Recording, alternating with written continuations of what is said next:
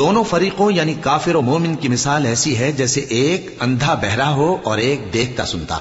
بھلا دونوں کا حال یکساں ہو سکتا ہے؟ پھر تم سوچتے کیوں نہیں؟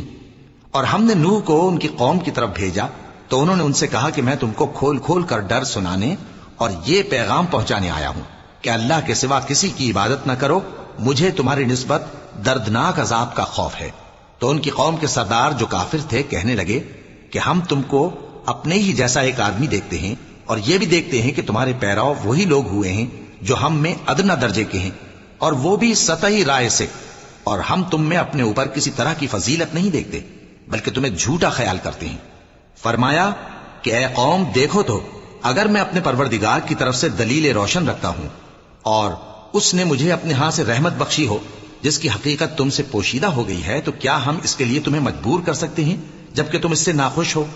اور اے قوم میں اس نصیحت کے بدلے تم سے مال و زر کا مطالبہ تو نہیں کرتا، میرا صلہ تو اللہ کے ذمے ہے، اور جو لوگ ایمان لائے ہیں میں ان کو نکالنے والا بھی نہیں ہوں، وہ تو اپنے پروردگار سے ملنے والے ہیں، لیکن میں دیکھتا ہوں کہ تم لوگ نادانی کر رہے ہو.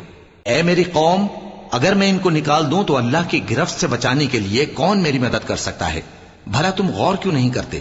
اور میں نہ تم سے یہ کہتا ہوں کہ میرے پاس اللہ کے خزانے ہیں، اور نہ یہ کہ میں غیب جانتا ہوں، اور نہ یہ کہتا ہوں کہ میں فرشتہ ہوں، اور نہ ان لوگوں کی نسبت جن کو تم حقارت کی نظر سے دیکھتے ہو یہ کہتا ہوں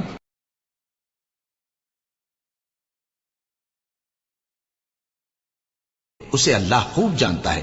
اگر میں ایسا کہوں تو بے انصافوں میں ہو جاؤں. انہوں نے کہا کہ نوح تم نے ہم سے جھگڑا تو کیا اور جھگڑا بھی بہت کیا، اب اگر تم سچے ہو تو جس چیز سے ہمیں ڈراتے ہو وہ ہم پر لا نازل کرو. نوح نے کہا کہ اس عذاب کو تو اللہ ہی چاہے گا تو نازل کرے گا، اور تم اللہ کو کسی طرح ہرا نہیں سکتے. اور اگر میں یہ چاہوں کہ تمہاری خیر خواہی کروں اور اللہ یہ چاہے کہ تمہیں گمراہ رہنے دے تو میری خیر خواہی تم کو کچھ فائدہ نہیں دے سکتی.